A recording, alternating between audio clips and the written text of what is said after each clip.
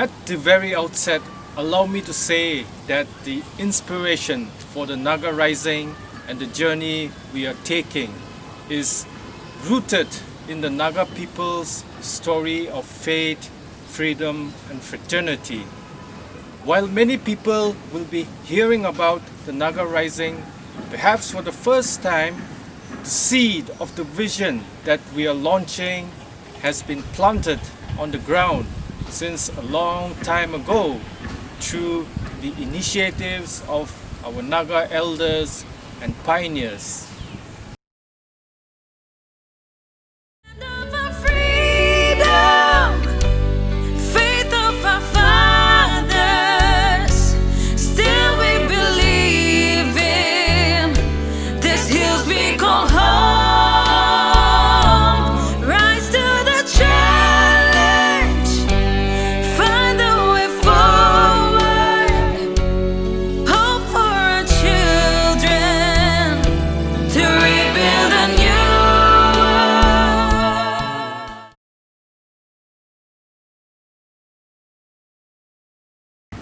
On our part, the Naga Rising, we want to renew this vision, give it a fresh narrative and direction that is in tune with the present context and times. We believe a new thinking is required. And one of the things we are trying to say, therefore, is that the modern day challenges confronting the Naga people can only be solved through a broad-based, inclusive framework and through peaceful means. If you look at it closely, our people, especially the present generation, we are emerging from the complex, difficult and divisive experiences with the Naga political movement on the one hand, the reality of Nagaland statehood on the other hand. Then we have had the ceasefires and peace processes in the 60s and 70s and the present one. And I must tell you that ceasefire, it seems, it brings out the worst in us, especially if it is as prolonged as the one that we are going through today. It is breeding more division and confusion among the Nagas. And then we have the intricacy related to our tribal ethos, the dynamics of tribes, region and geography, and contemporary realities, and along with that, more sweeping changes and problems that come with that. How do we, as a people, therefore, move forward from here? We seek to find answers to some of these complex questions that our generation we have come to inherit from the past and the immediate present.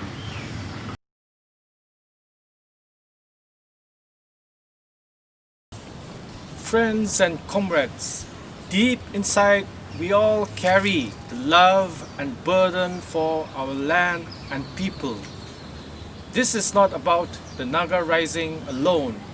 It is about us, our collective resolve to rise up and rebuild what has been broken and to strive towards reaching our God-given potential as a people.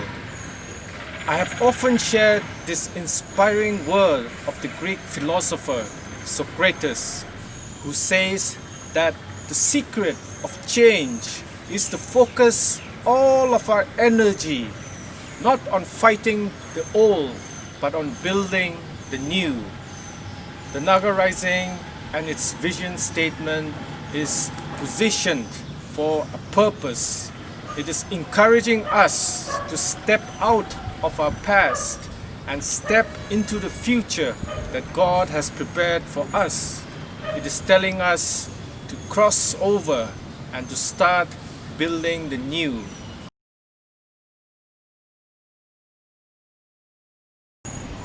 One of the things that really motivated us to do this is because of our children. Their rights to a better world and their voice and aspirations for new beginnings matters deeply for all of us. Here I am reminded of a message that one of our elders, Nikitu Iralu, would always share in his public interactions.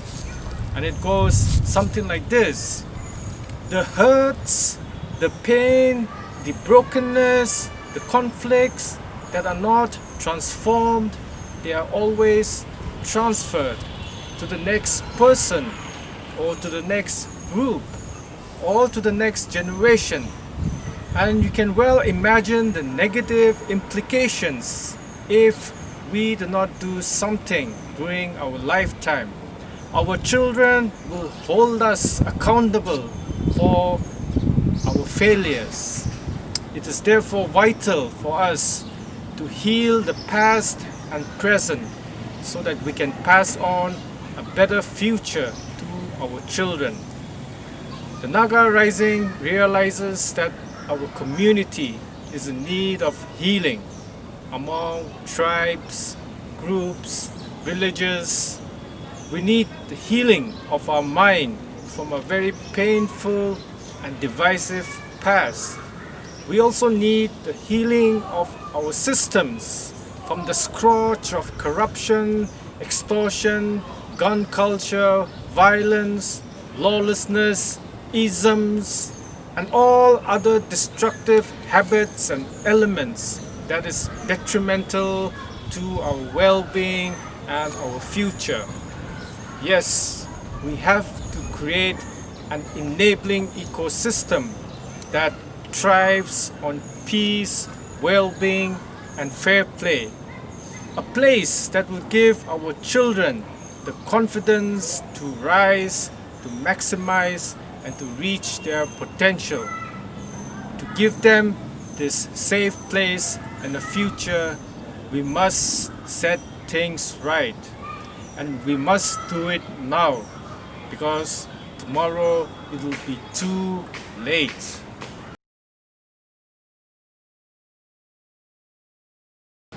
At the heart of the Naga Rising initiative is also the concern for the health of our socio-political system. And how do we restore the quality of our democracy, of elections, people's participation? How do we restore the quality of our governance and our institutions? And as an expression to the concern around us, the Naga Rising recently adopted what is called the Sechü-Zübza Charter of Responsibility. Framed by the participants during the Asia Pacific Youth Conference in December 2012, we encourage everyone watching this to take time and have a look at what the Charter is trying to convey. If you feel inspired, don't hesitate to adopt it in your hearts and minds. You can share about this Charter in your community, especially among young people. We strongly believe that the Sechü-Zübza Charter of Responsibility will be a moral guide and will give more meaning and success to our democracy. Friends, we don't claim to have all the answers. We will need the collective wisdom of our people to guide and support us in fulfilling the vision that is before us. Above all, we place our confidence in our sovereign Lord, who will guide and lead us in the work that lies ahead. The Naga Rising and its vision statement is a call for collective action to stand together and rebuild. We believe that a spirit of oneness and fraternity is still possible among the Nagas towards building our future. May God bless all of us. Ura Uvi and Kukna Lim. Guard, guide, and govern our land as we stand strong